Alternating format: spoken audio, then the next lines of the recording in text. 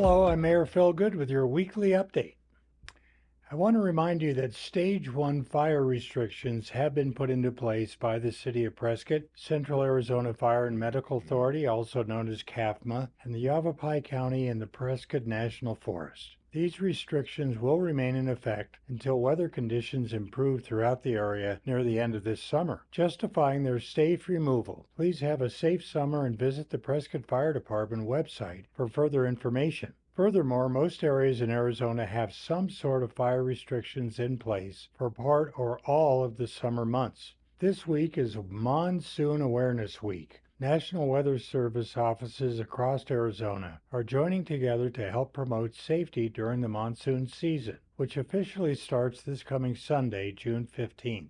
The Climate Prediction Center is forecasting that nearly all of Arizona is leaning towards above normal precipitation during July, August, and September. In case you are wondering, the 1991 to 2020 average precipitation from June through September is 7.34 inches at the Sundog Water Treatment Plant and 5.95 inches at the Prescott Airport for the same period of time. Some of the things you can do to prepare for monsoons include inspecting and repairing your home, looking for roof damage, cracks, and leaks. Also ensure your gutters and downspouts are clear and outdoor items are adequately secured in the event of high winds. If you think you're in danger of flooding, pick up sandbags at your local fire stations. Make sure there are proper drainage around your home and in your yard. Develop an emergency kit, including non-perishable food, water, and first aid kit, flashlights, batteries, important phone numbers, necessary medications, and device chargers. Don't forget your pets and their needed supplies, and keep an eye on the weather forecasts. During the monsoon storms, avoid low water crossings and do not drive through floodwaters. If necessary, pull off the roadway. During this election season, please remember that political signs may not be placed in the city right-of-way or in sign-free zones. Also, as a governmental entity, we cannot allow election-related campaign materials on city property. This includes bumper stickers and car magnets in the City Hall parking lot. In addition, changing, damaging, or moving political signs is a Class 2 misdemeanor and can be prosecuted. If you see signs you believe are improperly placed in the right-of-way, please do not remove them yourself, but contact the Neighborhood Services Division at 928-777-1401, extension 4999. A lot of people have expressed concern about Prescott's Bicentennial tree on Cortez Street. Rest assured that even though the city has sold the old City Hall property, we are very aware of the importance of this tree in our community.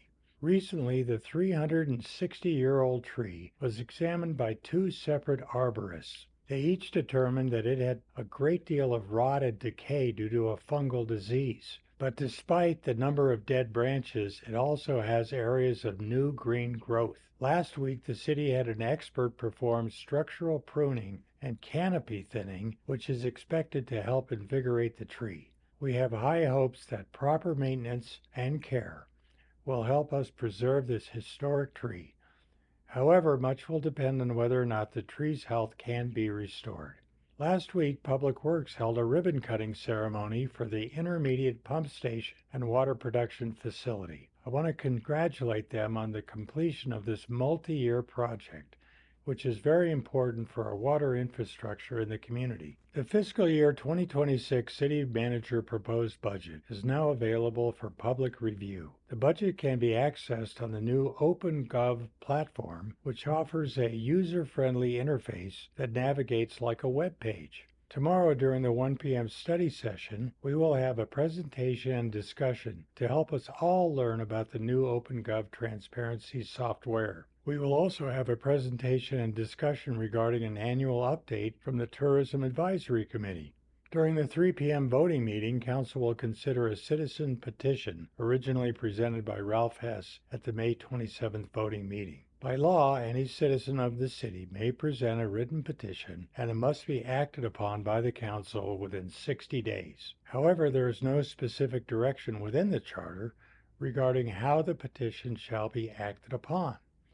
There have been 8 petitions over the last year and a half, causing staff to spend a significant amount of time reviewing, revising, and addressing these petitions for the Council. In the second regular voting item of the meeting, Council will consider a proposed procedure to alleviate these issues and receive Council direction prior to committing significant resources. Therefore, City staff is recommending an addition to the City Council Rules of Procedure, which would establish that upon receipt of a valid petition submitted for Council action, the City Clerk shall add an item to the next available consent agenda, which would by default constitute a vote to deny the petition. The Mayor or any Council member may then pull the item from the consent agenda for discussion and review and vote on it individually. At that point, Council may deny the petition, provide specific direction to staff, or take other appropriate actions.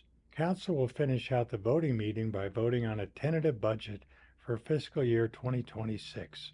There will be a special council meeting on Thursday, June 12th at 9:30 a.m. in the City Council chambers, continuing the discussion regarding the updated City of Prescott 2025 general plan, and this meeting is open to the public. In other city meetings this week, the Prescott Preservation Commission will meet at 9 a.m. on Friday in council chambers. I'm Mayor Phil Good, and I'll update you again next week. Thanks so much for watching.